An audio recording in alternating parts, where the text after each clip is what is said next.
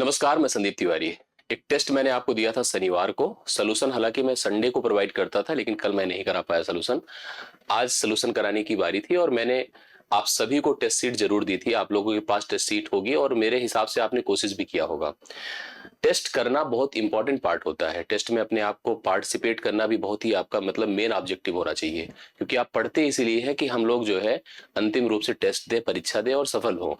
और हम इसी सब प्रयासों में आपके साथ लगे हुए हैं कि जो आपको हम पढ़ाएं वो चाहे किसी भी बैच के हों, क्योंकि सवालों के नेचर के हिसाब से हम परिवर्तन करते हैं। सवाल जैसी जैसी जरूरत की मतलब जिस तरह से परीक्षाओं की डिमांड होती है उस प्रकार से सवालों को ऐड करते हैं। जिन जिन बैचेस में हम पढ़ा रहे होते हैं उसमें कॉमन रूप से टेस्ट कराते हैं। कभी एक मतलब अवेयरनेस भी आती है, टॉपिक की समझ आती है और सवाल करने की एक हैबिट आपके अंदर डेवलप होती है। मैंने 20 सवालों का एक सेट दिया था जिसमें सभी तरह के सवाल थे। अरिथमेटिक भी था, एडवांस भी था, डीआई भी था। हर तरह के उन सवालों की सीट को आपने कोशिश की होगी। मुझे एक बार कमेंट करके रिस्पांस जरूर दीजिएगा कि आप में से कितने लोगों ने कितने सवालों को हल किया था, कितना कर पाए, कितना नहीं कर पाए, जरूर बताइएगा। अब पूरे एनालिसिस को आप लोग देखिए। जिन सवालों को आपने किया है क्या वो सही थे, नहीं थे, मैच कराइए। नहीं आए थे तो उसका सोल्यूशन सही करिए। और अगर हो चुके हैं उसमें अगर थोड़ा बहुत अगर इधर उधर है या उस मेथड से इस मेथड में कोई फर्क है तो उसका एक प्रॉपर एनालिसिस करिए। अंत में आप जरूर बताइएगा कि आपके कितने सवाल सही थे, कितने गलत थे। मैं शुरुआत करता हूँ इस वीडियो सेशन की। आप सभी लोगों से रिक्वेस्ट रहेगी कि सेशन को अच्छे से एक बार लाइक कर दे, शेयर कर दे, हम लोग जिससे एक अच्छी रीच के साथ इस सेशन को डन कर सके, अच्छा हम लोग डन कर सके। मैं शुरुआत करता हूं पहले सवाल से। उम्मीद करता हूं कि आपको प्रत्येक सवाल मेरा जो मैं बताऊंगा वो आपको अच्छे से समझ में आएगा। आइए देर ना करते हुए पहले सवाल पर मैं आपको लेकर चलता हूं। पहला सवाल सिंपल एक मल्टीप्लिकेशन था, लेकिन इतना भी सिंपल नहीं था कि तुरंत आंसर आ ही जाए। जैसे आप देख रहे हैं कि यहाँ पर 523 है, 1405 है, इकाई, दहाई, सैकड़ा, हजार, 10,000, लाख, 10 लाख, 52,31,405 है। इसका गुणा हुआ है 99,999 से, मतलब 1 लाख से केवल एक कम था। इसका गुणा हुआ, अब गुणा इस प्रकार से कोई करेगा तो फंस जाएगा। आपको इसको सबसे पहले 1 लाख लिखना चाहिए। 1 लाख में कितने जीरो होंगे आप खुद ही समझ गए होंगे भाई। 10,000 में 4 जीरो होते हैं। अगर यहाँ पर हम लोग सोचते हैं तो 1 लाख में कुल 5 जीरो हो जाएंगे, मतलब हम लोग 99,999 लिखे हैं और हम इसमें केवल एक जीरो ऐड कर दे, मतलब 6 डिजिट का नंबर लिख दे तो 1 लाख हो जाएगा। अगर मैं इससे एक घटा दूं तो यही मान आपको प्राप्त होगा। समझ रहे सब लोग? अब केवल कुछ करना नहीं है। जैसे आप किसी संख्या को, मान लीजिए 9 है, आप 10 से गुणा करते हैं तो एक जीरो उसके अंत में लगाते हैं। अगर आप उसको 100 से गुणा करते हैं 2 जीरो लगाते हैं।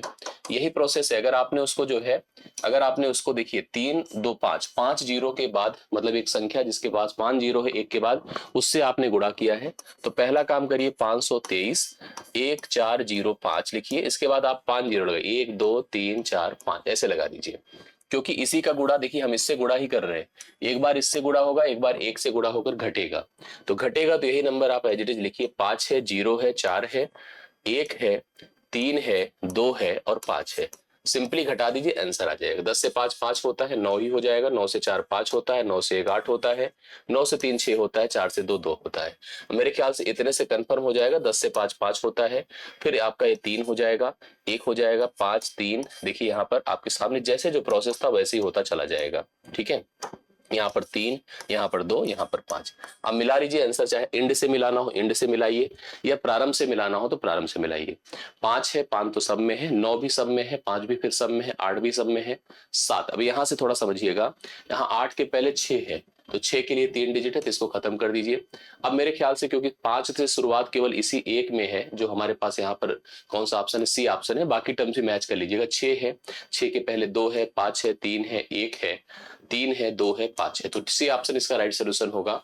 ये सवाल भले ही छोटा है लेकिन कंफ्यूज कर देता है। ऐसे सवालों पर बिल्कुल पकड़ होनी चाहिए और जल्दबाजी में आंसर नहीं करना, इसको एकदम सीरियसली आपको करना चाहिए, क्योंकि सवाल सबके सही हो जाएंगे, थोड़ा सा बस केयर करने की नीड होती है। पहला सवाल डन होता है। दूसरे सवाल पर चलिए आप लोग।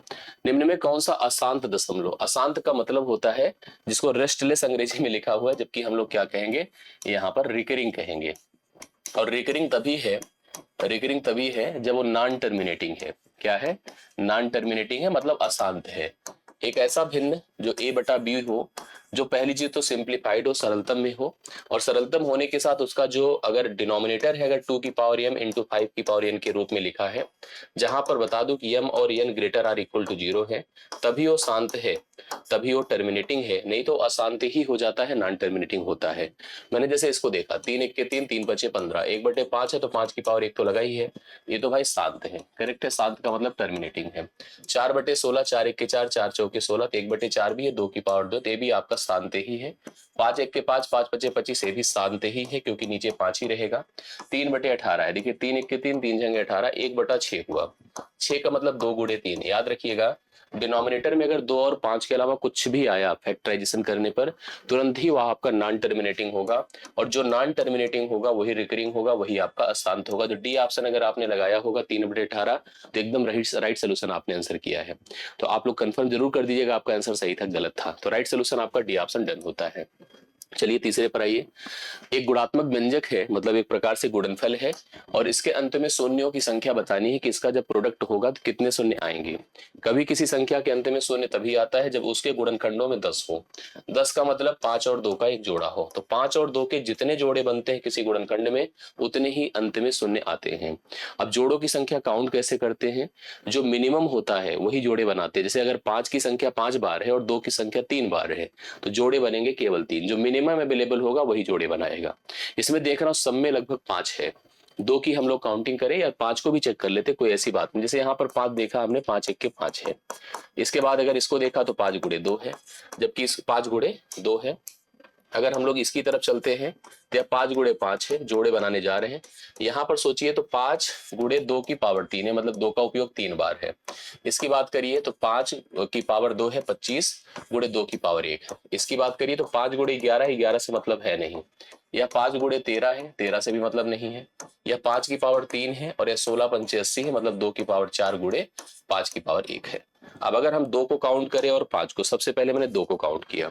2 की संख्या देखिए 1 बार, 3 1 4 हो गया, 4 1 5 हो गया, ठीक है, 5 और 5 4 9 हो गया। 2 की संख्या टोटल 9 बार है।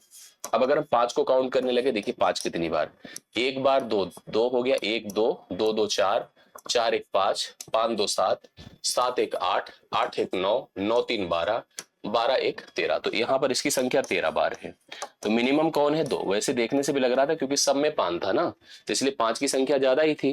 तो हमने देखा कि 2 की संख्या मिनिमम टाइम्स है। जोड़ों की बात, अगर जोड़े कौन बनाते हैं, जो मिनिमम अवेलेबल होते हैं, तो अगर 9 बार 2 था तो 9 ही जीरो आएगा, क्योंकि जोड़े तो टोटल आपके 9 ही बनेंगे, और जितने जोड़े बनेंगे 5 और 2 के, उतने ही जीरो आपको अंत में देखने को मिलने वाले हैं। तो बी ऑप्शन इसका राइट सोल्यूशन है। अगला सवाल देखिए, किसी वस्तु का मूल्य 14 से ही 2/7% जब बढ़ता है, रेट जब उसका प्राइस उसका इंक्रीज करता है, अगर आपके पास 1120 रुपए थे, तो आप पहले की तुलना में 10 वस्तुएं कम खरीद पाते हैं। 10 वस्तुएं आप कम खरीद पाते हैं। वस्तु का परिवर्तित मूल्य ज्ञात करना है, जो घटा मूल्य है या बढ़ा मूल्य है, बढ़ा हुआ है, उसका मूल्य हमको बताना है। दो तरीके से कर सकते हैं। सबसे पहले देखिए, हम लोग यहाँ पर लिख दे दर, और यहाँ पर लिख दे संख्या। हम अनुपात से भी आपको करके दिखा देते हैं, सिंपल। यहाँ पर रेट ही है बेसिकली। 14 से ही 2/7 का मतलब 1/7 होता है। अगर फ्रैक्शन की तरफ चलिए तो 1/7 होता है। मतलब इसकी प्राइस पहले अगर 7 थी तो अभी 8 हो गई, बढ़ करके ना एक बड़ी हुई है। 7 में देखिए एक इंक्रीज होगा, एक बढ़ने का मतलब पहले की प्राइस अगर 7 थी तो अभी की प्राइस 8 हो गई। अब अगर आपके पास 1120 रुपए थे, और जिस सामान को आप खरीदने गए थे उसमें एक सामान की प्राइस अगर 7 थी, तो आप कितने सामान खरीदते थे, 7 से भाग करिए, 7 1 के 7 होता है, 4 11, 7 6 42, 160 सामान खरीद के लाते थे। ठीक है, अगर 8 की प्राइस उसकी हो गई कि एक सामान अब 8 रुपए में मिलने लगा, 8 1 के 8, 8 चौके 32, आपको 140 ही सामान मिलेगा। तो अब इस तुलना में देखिए तो आपको 20 सामान कम मिल रहा है, जबकि रियलिटी में सोचिए तो कितना सामान कम मिल रहा है, 10 मिल रहा है। तो 10 बराबर अगर 20 है तो 1 बराबर क्या होगा, 2 होगा। 1 बराबर कितना होगा, 2। और अभी परिवर्तित मूल्य कितना है, 8 है। तो 8 बराबर क्या हो जाएगा बताइए, 16। मतलब 16 रुपए इस समय रेट है एक सामान का। तो 16 के हिसाब से आप लोग जा सकते हैं, कंफर्म कर सकते हैं। एक बात और मैं बता दूं, दर हमेशा मात्रा के व्युत्क्रमानुपाती होती है। दर अगर बढ़ेगी तो मात्रा घटेगी, और दर अगर दर अगर घटेगी तो मात्रा बढ़ेगी। तो हम अगर दर का रेशियो बना दे कि 7 से 8 हुआ है, तो मात्रा, अगर दर का रेशियो है तो मात्रा का रेशियो 8 से 7 हो जाएगा। यहाँ पर मात्रा हमें पहले की तुलना में देखिए 1 कम मिली। आपको 10 से इसको भाग करना होगा, 112 आएगा। अब 112 आएगा, हम उससे डिवाइड करेंगे, 16 7 112। यहाँ पर ऑलरेडी देखिए जैसे पहले का रेट था, ये पहले का रेट था, ये अब का रेट है, ये पहले की मात्रा थी, अब की मात्रा है। ध्यान सुनिएगा, सबसे पहले 10 वस्तुएं कम मिली है तो एक वस्तु की प्राइस क्या करना होगा, 10 से डिवाइड करिए, 112 हो गया, एक का मान 112 हो गया। अब अगर अभी की मात्रा 7 है तो रेट क्या होगा, रेट मतलब टोटल अमाउंट डिवाइड बाई मात्रा। तो 112 बटे मैं 7 कर देता हूँ, 16 सत्ते 112, ऐसे डायरेक्ट भी सोच सकते थे, हालांकि ज्यादा क्लियर करेगा आपको। फिलहाल इसका आंसर 16 होगा, अर्थात पहले नहीं अब की वैल्यू पूछा है। अगर अब पूछा है तो अभी का रेट 16 होगा, पहले का पूछा होता तो 7 दूना 14 होता, तो 14 रुपए पहले का रेट था, अभी बढ़ करके 16 हो गया। इस तरह से सवाल हल होगा, चौथा डन होता है।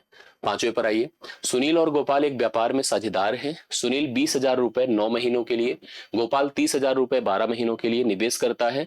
60,000 का कुल लाभ होता है, तो सुनील का हिस्सा कितना है। किसी व्यापार में जो लाभ का हिस्सा होता है वो निवेश पर डिपेंड करता है, निवेश के आधार पर बांटा जाता है। सुनील ने कितने पैसे लगाए हैं, सुनील ने लगाए 20,000, करेक्ट है 20,000, और कितने महीने के लिए, 9 महीने के लिए। गोपाल ने लगाए कितने पैसे बताएं, 30,000, और कितने महीने के लिए, 12 महीने के लिए। सुनील ने लगाए 20,000 9 महीने के लिए, गोपाल ने लगाए कितना पैसा बताइए, 30,000 12 महीने के लिए। अब यहां से ये जो रेशियो बनाएगा यही निवेश का रेशियो होगा और इसी आधार पर 60,000 को बांटा जाएगा। चलिए पहले 4 जीरो से खत्म हो गया, 3 एक के 3 होता है, 3 तिया 9 होता है, 3 चौके 12 होता है, 2 एक के 2 होता है, 2 दूना 4 होता है, 1:2 के अनुपात में लाभ बटेगा। 1 भाग सुनील का रहेगा, 2 भाग गोपाल का रहेगा। कुल लाभ कितने का हो रहा है, 60,000 का। अनुपाती पदों को जोड़ दे, 3 हो गया, 3 बराबर आप 60,000 कर दो, 1 बराबर कितना हो जाएगा, 20,000। और अब आपसे पूछा गया सवाल में सुनील का हिस्सा, सुनील का हिस्सा अनुपाती रूप से 1 से ही तो कनेक्टेड था, तो 1 का मान 20,000 है, तो 20,000 रुपए सुनील का हिस्सा होगा। अगर आपसे गोपाल का हिस्सा पूछा होता तो गोपाल का हिस्सा 2 का मान 40,000 रुपए हो जाता, जो ऑप्शन में दिया भी नहीं, हालांकि देना चाहिए कंफ्यूजन के लिए, लेकिन दिया नहीं है, तो 20,000 राइट सोल्यूशन यहाँ पर सुनील का हिस्सा है। आप लोग इस प्रश्न का उत्तर करेक्ट कर सकते हैं, डी ऑप्शन मेरे ख्याल से सबका आया भी होगा। छठवां सवाल देखिए, एक त्रिभुज इसकी ऊंचाई 22% बढ़ाई जाती है और इसका आधार 6% घटाया जाता है, इसके क्षेत्रफल पर शुद्ध प्रभाव क्या होगा। दरअसल त्रिभुज कभी भी बनेगा तो उसका जो एरिया होता है ना 1/2 बेस इंटू हाइट होता है। हम लोग जब स्कूल में सवाल ऐसे करते थे तो मानते थे ऊंचाई h है, बेस इतना है, अब इसकी नई ऊंचाई नया आधार मान करके नया क्षेत्रफल निकालते थे, पुराने क्षेत्रफल से कंपेयर करते थे। लेकिन हम लोग इस तरह के सवालों को अब सतत के नियम से करते हैं। कोई चीज बढ़ा है, जैसे 22 बढ़ा है, तो सतत का नियम, जैसे अगर एक वृद्धि हो रही a% की, कमी हो रही b% की, a minus B minus A B divide by 100 हो जाता है। उसी प्रकार से यहाँ पर हमको करना है क्या, देखिएगा, अगर हमने कहा इसकी जो है लंबाई सॉरी ऊंचाई 22% बढ़ी है तो 22 लिखिए, और आधार अगर घटा है तो 6 करिए, माइनस 22 गुणे 6/100 करिए, 22 गुणे 6/100 करिए, 22 से 6 16 6 22 होता है, माइनस यहाँ से देखिए 22 छके 132 होता है ना, 132 होगा और 0.2 स्थानों पर लगेगा 1.32, एक घटा तो 15 आया, 15 में से 32 कटेगा, मतलब यहाँ से एक घटने का मतलब 15 हो गया, और 15 में से 3 2 घटेगा तो 14 दशमलव कितना हो जाएगा, अगर 3 घटता तो 7 8 6 8 हो जाएगा, जो आपके लिए 14.68%। इसका जो क्षेत्रफल होगा उस पर जो शुद्ध प्रभाव होगा 14.68% की यहाँ पर ऑप्शन में देना चाहिए, वृद्धि होगी, क्योंकि वृद्धि यहाँ पर ज्यादा हो रही है 22% और कमी जो है कम है, इसी वजह से जो नेट इंपैक्ट पड़ेगा वो वृद्धि का पड़ेगा, और मैंने वृद्धि के लिए यहाँ पर बता दिया 14.68% की वृद्धि आपको देखने को मिल जाएगी। छठा सवाल डन होता है। सातवें पर आ जाइए, सिंपल रेशियो का सवाल है लेकिन कंफ्यूज तो करता ही है आपको। जैसे 3 पद ए बी सी के बीच की कंपैरिजन दे रखा है, ए का मान, बी का मान, सी का मान, कंपेरेबल वैल्यू अनुपातिक मान दिए हैं, और सिंपल एक समीकरण पूछा है। कंफ्यूज करता है कई अलग सवाल में, लेकिन यहाँ पर तो बहुत ही आसान है कि आप सिंपली जो ए का मान कनेक्ट कर रहा है, ए बी का 3 और सी का 5 सब्स्टिट्यूट करिए, 4 गुणे 1 कर दीजिए, माइनस बी मतलब 3 कर दीजिए, प्लस 2 गुणे 5 कर दीजिए, बटे आप करिए, देखिए 3 बाहर कर दीजिए, ए मतलब 1 प्लस 3 प्लस 5 करिए, तो ऊपर हो गया 4 माइनस 3 प्लस 5 दूना 10, बटे देखिए यहाँ पर 3 रखिए, 5 3 8 1 9, 5 3 8 1 9, 3 गुणे 9 करिए, ठीक है, 10 4 14 में से 3 निकलेगा तो कितना होगा, 11 बटे 9 3 27, तो 11 बटे 27 देखिए ऑप्शन नंबर सी आपके लिए इस सवाल का करेक्ट आंसर हो जाएगा। आपने सही किया है कि नहीं किया है, कमेंट जरूर करिए, बताइए आपने क्या आंसर किया है। ये होता है 7वां नंबर। सब लोग को क्लियर हो रहा है। 8वें पर आ जाइए, सबीहा ने अपनी दुकान के लिए 8 रुपए प्रति कप की दर से, मतलब एक कप की प्राइस 8 रुपए थी, उसने 240 कप खरीदा, ठीक है, 8 रुपए प्रति कप की दर से 240 कप खरीदा। जब वो लाने लगी अपनी दुकान पर तो 24 कप क्षतिग्रस्त हो गए, टूट गए, और जो बचे कप थे उसने उसको 12 रुपए प्रति कप की दर से बेचा, उसका कुल प्रतिशत लाभ कितना हुआ, एकदम जनरल करा देता हूं, ठीक है, बहुत इधर उधर घुमाता नहीं हूं। उसने देखिए टोटल, यहां पर हम लिखते हैं संख्या, यहां लिखते हैं रेट, दाम, जो रेट है बेसिकली रेट है, तो कुल दाम, ठीक है, कुल दाम। अब चलिए पहले उसने खरीदा कितना, हम चाहे तो ऐसे भी ऑर्डिनरी कर सकते, देखिए संख्या 240 कप खरीदा, एक का रेट 8 था, कुल कितने पैसे लगाए बताइए, शून्य हुआ, 8 चौके 32 होता, 8 दूना 16, 3 16 3 19, 1920 रुपए टोटल खर्च किए। लेकिन वह जब लाने लगी तो 24 कप क्षतिग्रस्त हो गए, तो 24 घटा दीजिए, 24 घटाने का मतलब 216 कप बचे, 216 में 24 जोड़िए तो 240 हो जाएगा। अभी उसने प्रत्येक कप के लिए कितने पैसे मांगे, 12 रुपए मांगे। अब उसको कितना प्राप्त हो जाएगा देख लीजिए आप लोग खुद ही, यहाँ पर देख सकते हैं हम संख्या बराबर करके भी जा सकते थे, जैसे संख्या जो हमने अलग अलग रखी है अगर इसको बराबर कर दें तो दाम की तुलना डायरेक्टली हो सकती है। जैसे आप यहाँ पर संख्या देख रहे हैं, कोई जरूरी नहीं होता पूरा पैसा निकालिए, अगर ये दोनों की संख्या बराबर हो जाए तो रेट भी उसी हिसाब से कंपेयर हो जाते हैं और ऑलरेडी बता सकते हैं कि आंसर कितना आएगा। फिलहाल अभी ऐसे ही करते हैं, 12 छंगे 72, 2 हासिल 7 होता है, 12 अभी यहाँ पर दरअसल कभी कभी ऐसा पूछता है ना कुल कितने का फायदा नुकसान हुआ, तब जरूरी है इस तरह से हम लोग प्रोसेस करें। 12 छंगे 72 की 2 हासिल 7, 12 के 12 7 19 की 9 हासिल कितना हो जाएगा 1, और 12 दूना 24 से कितना होता है 25, मतलब 1920 में उसने खरीदा है और 2592 में उसने बेचा है, तो फायदा तो हो रहा है उसे। अब फायदा हम चाहे तो देखिए यहाँ पर थोड़ा सा अगर हम काटना चाहे, जैसे 4 से मतलब एक देखिए सीधा अगर आपको पता करना कितने रुपए का बेनिफिट हुआ तो साफ साफ दिख रहा है, 2 होगा, 9 से 2 7 होगा, 15 से 9 6, 672 का फायदा हुआ। किस पर हुआ, गुणे 100 कर दें बटा 1920 कर दें, 1920 कर दें, काट के देखिए कितने से कौन कट रहा है, जैसे एक जीरो तो ऐसे ही खत्म हो जाएगा, 14 से कट रहा है, अब यहाँ पर 192 है ना अपने पास, तो 8 से कट रहा है, देखिए 8 से कट रहा है, 8 अठे 64, बिल्कुल कट रहा है, 8 दूना 16, 8 चौके 32, 8 अठे 64 होता है, 3 8 चौके 32 होता है, ठीक है, 12 दूना 24 होता है, 12 सत्ते 84 होता है, 2 पंचे 10, 5 सत्ते 35, 35% ही इसका राइट सोल्यूशन होगा। यहीं से इसको सरल करके भी हम लोग डिफाइन कर सकते थे और पता चल जाता है कुल कितने परसेंट का फायदा इस व्यापार में सबिहा को हुआ है, जो कि ऑप्शन नंबर आपको देख रहे हैं डी में देखने को मिल रहा है। तो 8वां क्वेश्चन आपका डन होता है। ये सिंपल सरलीकरण का सवाल है लेकिन इसमें कई बातें ध्यान देनी होती, जैसे यहाँ पर बार ब्रैकेट भी है। दरअसल जब कभी हम सिंप्लीफिकेशन हल करते हैं बॉड मास के अकॉर्डिंग तो हम ध्यान देते हैं कि जो बार ब्रैकेट है वो पहले सभी मतलब बाकी सभी ब्रैकेट से पहले आता है, छोटा है, मझला है, बड़ा है, आप सबको पता है ब्रैकेट्स हैं। उसके बाद फिर ऑपरेटर्स हैं जिसमें आपको पता है कि ओ का उपयोग आप किया जाता है, डिवीजन लगाया जाता है, मल्टीप्लीकेशन, एडिशन और सब्ट्रैक्शन। अगर हम सवाल में देख रहे हैं लगभग लगभग सब हैं, ब्रैकेट्स भी हैं, हर तरह के ऑपरेटर्स भी हैं, मतलब ऑप नहीं है लेकिन गुणा भाग तो है ही। आइए सवाल को हल करते हैं। तो हमारा ध्यान यही है, आपका भी यही होगा। 9 तिरिक कितना होता है 27, 27 का मतलब 3 की पावर 3। अब आप कहोगे 3 की पावर 3 क्यों सोच रहे हैं, दरअसल यहाँ पर 3 की पावर 5 है इसलिए सोच रहा हूँ। जब भाग होता है अगर a की पावर m और डिवाइड बाई a की पावर n है, a की पावर m माइनस n हो ही जाता है, सबको पता है। 5 से 3 घटेगा, 3 की पावर 2 होगा, मतलब ये आपका 9 होगा।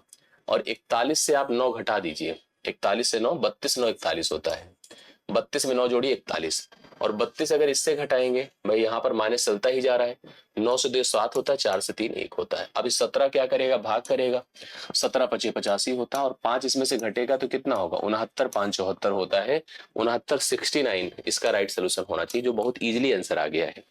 और आई होप सबका आंसर सही होना चाहिए। सबने किया है कि नहीं कमेंट करके बताइए, और भरोसा है किया होगा आप लोगों ने, ऐसी कोई प्रॉब्लम तो नहीं आनी चाहिए। 9वां सवाल डन होता है। 10वां देखिए, 3 व्यक्ति हैं, कार्य करते हैं और 1200 रुपए कमाते भी हैं। देखिए 3 व्यक्ति एक कार्य में पूरा करने के लिए करार करते हैं, मतलब एग्रीमेंट करते हैं, 1200 रुपए में कहते हैं कि हम तीनों लोग जुड़ करके पूरा कर देंगे। मुख्य सवाल तो ये बन गया कि तीनों में पैसा बांटना है। अब 1200 बांटना है तो 400 दे दें, नहीं, पूरी कहानी पढ़िए। उनमें पहला व्यक्ति उस कार्य को 8 दिन में, जो पहला आदमी है कहता है कि भैया मुझे काम सौंप दो, हम 8 दिन में पूरा कर देंगे। दूसरा कहता है मेरे को दे दो, हम 12 दिन में कर देंगे। और तीसरा कहता है कि मुझे दे दो, हम 16 दिन में कर सकते हैं। वे सब काम करते भी नहीं पूरा, ये भी समस्या है। वे लोग एक चौथे व्यक्ति को भी शामिल कर लेते हैं। भले तीनों ने करार किया था कि हम तीनों बांटेंगे, बट एक चौथे व्यक्ति को भी उन्होंने शामिल कर लिया, उनके बस का था नहीं। उस चौथे व्यक्ति के आने की वजह से ABC तो ठीक था, एक D के आने की वजह से यह कार्य अब केवल 3 ही दिनों में पूरा हो गया। लिखा है ना, एक सहायता लेकर उन्होंने कार्य को 3 दिनों में पूरा किया। तदनुसार वो चौथे व्यक्ति को उन्हें कितना पैसा देना पड़ेगा, देना ही पड़ेगा। कभी भी जो मजदूरी होती है, जो बंटवारा किया जाता है, वो हमेशा क्षमता पर निर्भर करता है। जो हमारी क्षमता है, जितना हम लोग काम करते हैं, जो हमारी इफिशियंसी, उसी आधार पर हमको पैसे का भुगतान भी होता है, मजदूरी मिलती है। अब यहाँ पर ये टोटल वर्क हम लोग प्लान कर ले। टोटल वर्क कितना है भाई, हमें हफ्ता निकालनी है, तो टाइम दिया है ना, ये तो समय है, समय सबका दिया है, ग्रुप का दिया है। तो हम लोग यहाँ टोटल वर्क निकालेंगे कैसे, देखिएगा। जैसे 16 है, 16 8 से कट ही जाएगा, 12 में भी 4 है, उससे कट जाएगा, 3 और है, 16 3 48 कर दे, सबसे कट जाएगा। टोटल वर्क को मैंने 48 माना। क्षमताओं की बात करें, यहाँ पर क्षमता आएगी। क्षमता का मतलब प्रत्येक के द्वारा यूनिट समय में किया गया कार्य। ये कहता है कि मुझे 48 काम कर दे दो, हम 8 समय में 8 यूनिट टाइम में पूरा कर देंगे। 8 संगे 48, 6 काम प्रतिदिन करेगा, दिन का ही सिस्टम है यहाँ। बी कहता मैं 4 काम प्रतिदिन करूंगा, सी कहता मैं 3 काम प्रतिदिन करूंगा। जबकि तीनों अगर मिले थे तो तीनों मिलकर 16 काम प्रतिदिन करते थे, 16 3 48। अब सुनिए हुआ क्या, इस 16 में ए का योगदान कितना है, 6, बी का योगदान कितना है, 4, सी का योगदान कितना है, 3, ये सब इनकी क्षमताएं। और डी का योगदान अभी अभी बताइए, 6 4 10 3 13 3 16, तो 3 काम करता होगा डी, जो चौथा व्यक्ति शामिल हुआ है। अब पैसे कितना कमाए हैं, 1200। इस 1200 को चारों में बांटना है, समझ रहे हैं। सोचिए सी के बराबर ही तो पैसा पा रहा है डी। जोड़िए 3 3 6 6 4 10 6 16, 16 बराबर आपने 1200 कर दिया। किसको देना है, डी को। 3 का मान क्या होगा, 16 से इसको डिवाइड करिए, 4 चौके 16, 4 3 12, 0 हो गया। 4 से फिर काटिए, 4 7 28, 4 5 20, 75 गुणे 3 225, 225 रुपए जाएगा उसके हिस्से में, जो व्यक्ति अभी अभी शामिल हुआ। बल्कि वह जो तीसरा पर्सन था सी के बराबर ही धन अर्जित करेगा उस मतलब इस व्यापार में या इस काम में, जो काम का करार उन्होंने किया था, उस सी के बराबर ही चौथा व्यक्ति अर्जित करेगा पैसा। 225 आप किसी का भी पैसा निकाल सकते थे, जो कि क्षमता पर ही निर्भर होगा, क्षमता से ही डिफाइंड होगा, तभी जाकर के पैसा आप कंफर्म कर पाओगे। ठीक है, ये होता है 10वां सवाल। 11वें सवाल पर आइए। 11वां देखिए, ए और बी का महत्तम समापवर्तक 7 है। एचसीएफ कितना दिया है, 7। एचसीएफ वो संख्या होती है जो दी गई प्रत्येक संख्याओं को पूर्णता विभाजित कर, अभी 2 ही संख्या की बात कर रहा है ए और बी। एचसीएफ एक नंबर है जो कि प्रत्येक संख्या को पूर्णता काटेगा, 7 को भी काटेगा, मतलब ए को भी काटेगा, बी को भी काटेगा। निम्नलिखित में कौन सा उनका लासा नहीं हो सकता है। लासा दरअसल वह संख्या होती है जो एचसीएफ के अलावा एलसीएम एक नंबर और निकलता है। एलसीएम पहली चीज तो सभी संख्याओं से कटता है, ए से कटता है और बी से कटता है, सबसे कटेगा। साथ साथ एचसीएफ से भी पूरी तरह से कटेगा, मतलब इस 7 से भी पूरी तरह से कटेगा। तो एलसीएम आपका कितना है बताएं। एलसीएम है कहाँ, एलसीएम इसमें ऑप्शन से सोचना पड़ेगा। ऐसी कौन सी संख्या है जो 7 से नहीं कट रही, वही आंसर हो जाएगा। आइए डिफाइन करते हैं। तो 7 की भाज्यता चेक कर दे, 7 दूना 14, 7 ये भी कट जाएगा, तो ये हो नहीं सकता। मतलब ये तो बिल्कुल हो सकता है, जो 7 से कट जाए वो एलसीएम हो सकता है, जो नहीं कटेगा वही नहीं होगा। बाकी देखिएगा, अब डिविजिबिलिटी भाई चेक करने के लिए 7 का नियम और भी तरीकों से लगाया जाता है। जैसे आप 3 का गैप लेकर के भी डिफाइन कर सकते हैं। जैसे सब में देखिए अंतिम पद है ना, 484 में से 1 घटा दे 483 हो जाए, 358 में 1 घटा दे 357 हो जाए, ऐसे भी जाकर के सोच सकते हैं। अब जैसे देखिए हम भाई एक नियम होता है ना कि अगर हम 6 पद लिखे हैं तो 3 का गैप लेकर के हम चेक कर लेते हैं डिविजिबिलिटी। फिलहाल 7 दूना 14, 7 1 के साथ 7 दूना 14 बहुत बड़ा नहीं, तो इसलिए बहुत दिमाग नहीं लगाना है। एक खत्म हो जाए, कट जाएगा, तो एलसीएम हो सकता था। 7 1 के साथ 6 5, 7 9 63, 7 4 28 भी कट जाएगा। इसको 7 दूना 14, 7 4 28 भी कट जाएगा, बचा ले देकर 1586। 7 दूना 14 1, 7 दूना 14 नहीं कटेगा, तो यही जो नंबर है 1586 वो आपका कभी भी एलसीएम नहीं हो सकता, क्योंकि ये 7 से नहीं कट रहा है। तो एलसीएम होने के लिए संख्या को एचसीएफ से जरूर कटना पड़ेगा, तभी वह हो पाएगा, नहीं तो नहीं हो पाएगा। तो डी ऑप्शन नहीं कट रहा है 7 से, इसलिए यह संख्या एलसीएम नहीं हो सकती है। तो ऑप्शन नंबर डी आपको इस सवाल के लिए सही उत्तर के रूप में सेलेक्ट करना होगा। 12वें पर आइए। कोई धनराशि चक्रवृद्धि ब्याज पर देय है, मतलब किसी पैसे को हमें चक्रवृद्धि ब्याज पर हमने भुगतान किया है। प्रथम वर्ष का ब्याज 900 रुपए है, जो पहले साल का ब्याज है 900 है। दूसरे साल का ब्याज जो हमें सेकेंड ईयर का मिला है 981 मिला है। तो वह पैसा, वह धनराशि आपको बतानी है कितना भुगतान किया गया था, मतलब वह जो पैसा निवेश किया गया था क्या था। कुछ बातें दिमाग में रखिएगा।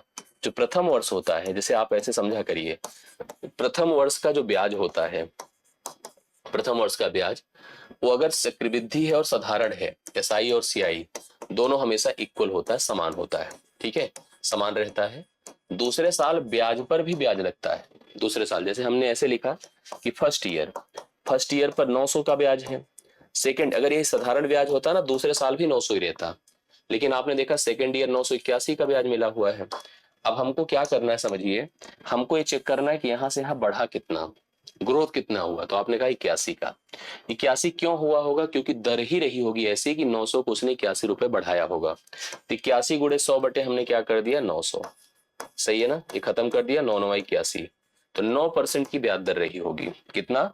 9% की जो ब्याज दर रही होगी, 9% की ब्याज दर रही होगी, क्योंकि 9% की वजह से ऐसा हुआ है। अब अगर हमने ब्याज दर को 9% लिया, आप समझिएगा यहां से कई चीजें, ये जो हमारा 900 था, जो पहले साल का चक्रवृद्धि था, दरअसल वही साधारण ब्याज भी था। तो 9% मतलब 9/100 कर दीजिए, 9/100 करिए। ये हमारे पास स्थिति है, हम एक साल का समय लेते हैं, ठीक है, एक वर्ष का समय लेते हैं, जो एक साल का ही तो ब्याज था। तो यहाँ पर एक को इसके साथ मिलाते हैं, तो यही साधारण ब्याज है और यही मूलधन है। तो साधारण ब्याज 9 का मान कितना है 900।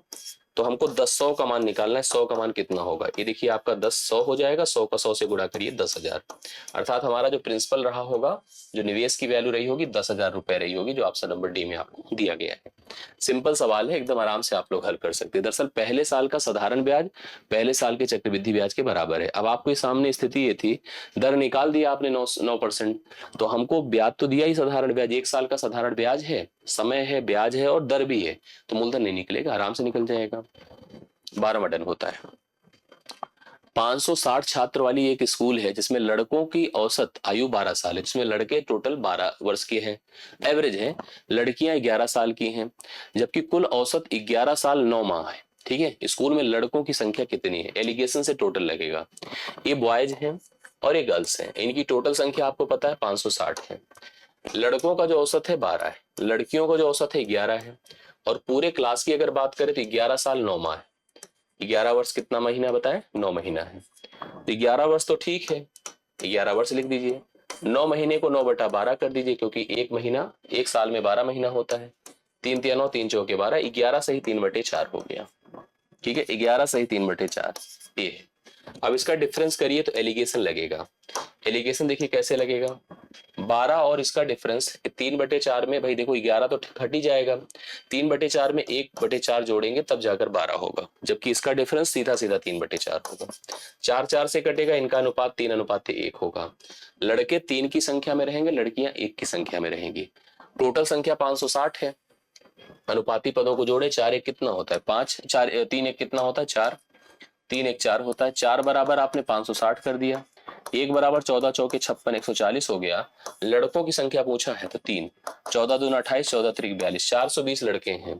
अगर एक सेकेंड, लड़कियों का पूछा था, लड़कों की संख्या 420 है, हमसे लड़कियों की संख्या पूछा था, लड़कियों की संख्या का भाग 1 है, 140 लड़कियां हैं, लड़कियों की संख्या 140 है, जो ऑप्शन नंबर आपको बी में दिया है। तो 13वां सवाल डन होता है। 120 140 इस सवाल के लिए करेक्ट आंसर है। ठीक है, तो आप लोग इसको उतारिए। आइए 14 नंबर पर, 5 लीटर चीनी का मिश्रण है। अब चीनी का मिश्रण तो ऐसे होगा नहीं, पानी तो मिला ही होगा, 6% उसमें चीनी है। देखिए मात्रा टोटल 5 लीटर है, 6% भाग चीनी है, उसमें 1 लीटर पानी भाप बनकर खत्म हो जाता है, निकल जाता है, पानी निकल गया। शेष मिश्रण, अब जो हमारे पास मिश्रण बना उसमें चीनी का प्रतिशत बताना है कितना होगा। देखिए टोटल 5 लीटर था, 5 लीटर था, इसमें दो चीज थी, एक चीनी था और पानी था, करेक्ट है। चीनी का परसेंटेज कितना था 6%। अगर चीनी का परसेंटेज 6% था तो 6% इस 5 का कितना हिस्सा होगा, आप खुद ही सोच सकते हैं। 6% का मतलब मैं लिख सकता हूं 6/100 गुड़े आपने कर दिया 5, 5 बिसाह में 6 होता है, 2 तिया 6, 2 दाह में 0.3, केवल 0.3 केजी आपका चीनी था।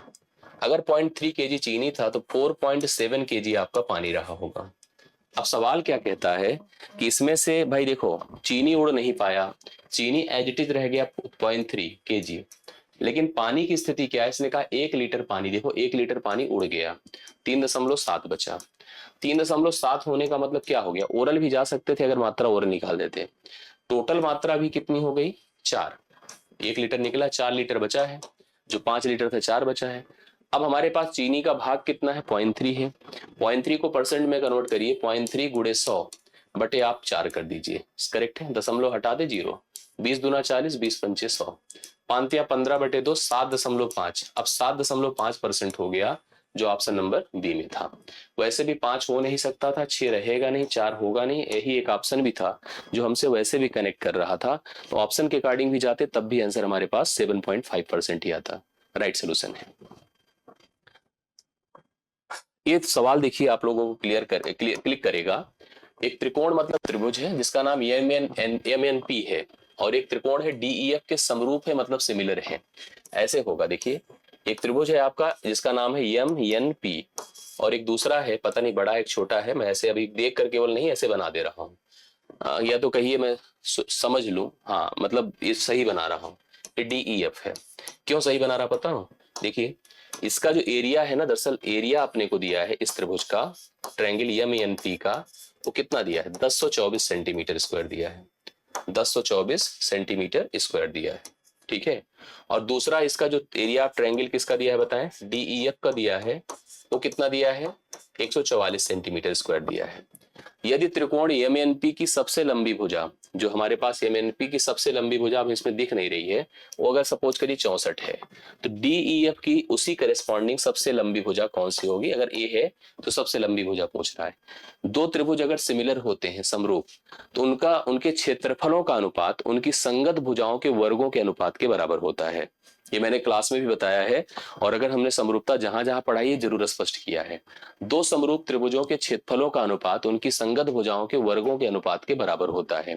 तो क्षेत्रफलों का अनुपात आपके सामने है 1024 और दूसरे का 144, बराबर संगत भुजाओं की बात करें 64 बटा अगले का नहीं पता, इसका होल वर्ग लिखना पड़ेगा, ठीक है, होल वर्ग लिखना पड़ेगा। अब अगर यहां से इसको हटाएंगे ना तो इसका वर्गमूल हो जाएगा। 1024 की बात करें तो 32 का वर्ग 1024 होता है और इसका वर्ग 12 होता है, वर्गमूल 12 होता है। 64 रहेगा बटा x हो गया, 32 दूना 64 होता है, 2 छंगे 12, x का मान 12 दूना 24, 24 यहाँ पर वह सबसे बड़ी भुजा होगी दूसरे त्रिभुज में, जो ऑप्शन नंबर देखिए डी में दिया गया है। आराम से ऐसे सवालों का सलूशन आप कर सकते हैं। दो समरूप त्रिभुजों के क्षेत्रफलों का अनुपात उनकी संगत भुजाओं के वर्गों के अनुपात के बराबर होता है। दो समरूप त्रिभुजों के क्षेत्रफलों का अनुपात उनकी संगत माध्यिकाओं संगत लंबों के वर्गों के अनुपात के बराबर भी होता है। सेम कॉन्सेप्ट लगता है, सेम अप्रोच। तो 15वां डन होता है।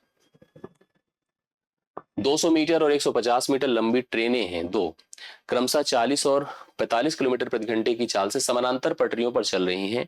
वे समान दिशा में चल रही हैं, तो वे एक दूसरे को कितने समय में पार कर लेंगी। देखिए दो ट्रेनें हैं, एक ट्रेन है, अब यहाँ पर क्रमशः के हिसाब से देखा जाए उसी हिसाब से चालें कनेक्ट करती हैं।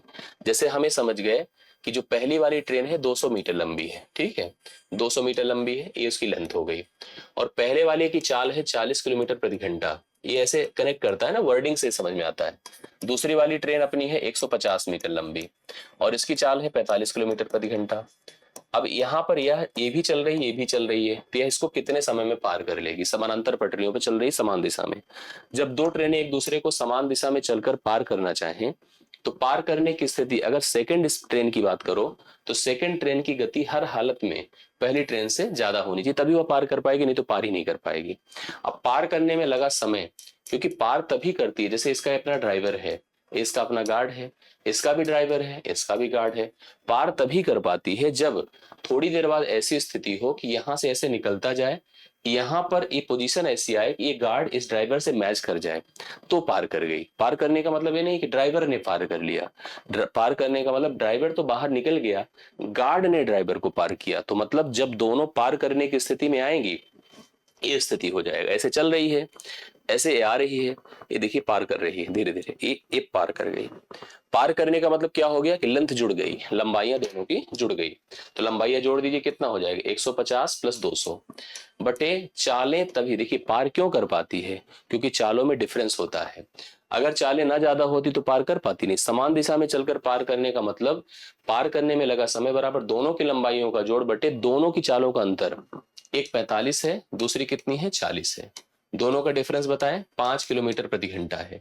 समस्या ये है कि ये जो लेंथ है मीटर में है और 4 किलोमीटर प्रति घंटे में है, तो इसको आप किलोमीटर प्रति घंटे को मीटर पर सेकंड में लिखिए, तो क्या करा जाएगा, 5/18 से। अब आप इसको समझिएगा, किलोमीटर प्रति घंटे को मीटर पर सेकंड में करने के लिए 5/18 से हम लोग क्या करते हैं, 5/18 से मल्टीप्लाई करते हैं। तो हमारे पास यहाँ पर 5 का डिफरेंस है और 5/18 से करेंगे तो 18 तो ऊपर चला जाएगा, और 5 नीचे रह जाएगा। अब ये स्थिति अपने सामने हो गई। तो ऊपर हो गया अपने पास 350, गुणे आप कर दीजिए 18, बटे आप कर दीजिए 25। ठीक है, 5×5 = 25 है, 5×7 = 35 है, 5×7 = 35 है, 0 हो गया। 14×5 = 70 है, 14×8 = 112 होता है, कैरी 11, 14×1 = 11 कितना हो जाएगा 25, 252। 252 सेकंड में पार कर लेगी। ऑप्शन नंबर डी सवाल के लिए राइट सोल्यूशन है। ठीक है, यस, इसका करेक्ट सोल्यूशन डी ऑप्शन इसका राइट सोल्यूशन बन रहा है। 16वां टर्न होता है। 2, अब देखो ये सवाल बड़ा शानदार है और ये लगभग लगभग हर एग्जाम में मिल रहा है आजकल। 2x⁻m है, ठीक है, प्लस x⁻3 है, -3x² है, -26 है को अगर हम x -1 से विभाजित 2 से विभाजित कर रहे हैं तो शेषफल हमारे पास 994 आता है। तो यम का मान जो यहाँ पर पावर लगी उसी का मान अपने से पूछ रहा है। कोई एक व्यंजक है जिसे पॉलिनोमियल कहते हैं, अगर यह किसी दूसरे व्यंजक अर्थात पॉलिनोमियल से विभाजित हो रहा है और शेषफल 0 दे रहा है तो इसका मतलब ये जो व्यंजक है इसका यह गुणनखंड है, मतलब x-2 इस दिए गए व्यंजक का गुणनखंड है। और जो x = 2 होगा, x = 2 होगा, इस दिए गए व्यंजक का मूल होगा, हल होगा, और मूल होगा तो इसमें रख देने से जहां जहां x है वहां वहां 2 रख देने से इसका मान 0 हो जाना चाहिए। लेकिन सवाल कहता है कि यह पूर्णतः विभाजित नहीं कर पाता है क्योंकि शेषफल कितना देता है 994, तो सब्स्टिट्यूट करने से शेषफल भी जनरेट होता है। तो मैंने क्या किया, 2 x की जगह पर 2 रखा, 2 की पावर हमने m कर दिया, प्लस 2 की पावर हमने 3 कर दिया, -3 × 2 की पावर हमने 2 कर दिया, -26 कर दिया, बराबर हमने 994 कर दिया। सही है, ये हो जाएगा 2 की पावर 2, अभी देखिए ऐसे लिखा रहने दीजिए, 2 × 2 की पावर कितना है m है, प्लस ये 8 हुआ, माइनस 2 दूना 4 × 12 हुआ, -26 हुआ, बराबर 994 हुआ। 994 है, करेक्ट है। आइए सवाल पर। अब इन दोनों देखिए इसका सोल्यूशन हम कैसे करेंगे। 12 और 26 मिलकर के कितना, 26 × 10 = 36, 36 × 2 = 38 है, 38 में से 8 घटा दें तो -30 होगा, मतलब 2 × 2 की पावर m है, प्लस यहाँ पर प्लस होगा कि माइनस, माइनस हो जाएगा 30, बराबर कितना हो गया 994। सही है। अब यहाँ से 30 अगर हम उसमें जोड़ देते हैं तो 2 × 2m है, बराबर अगर जोड़ दिया तो 4 है, 9 × 3 = 12 है, 1024। अभी इसके बारे में चर्चा हो रही थी।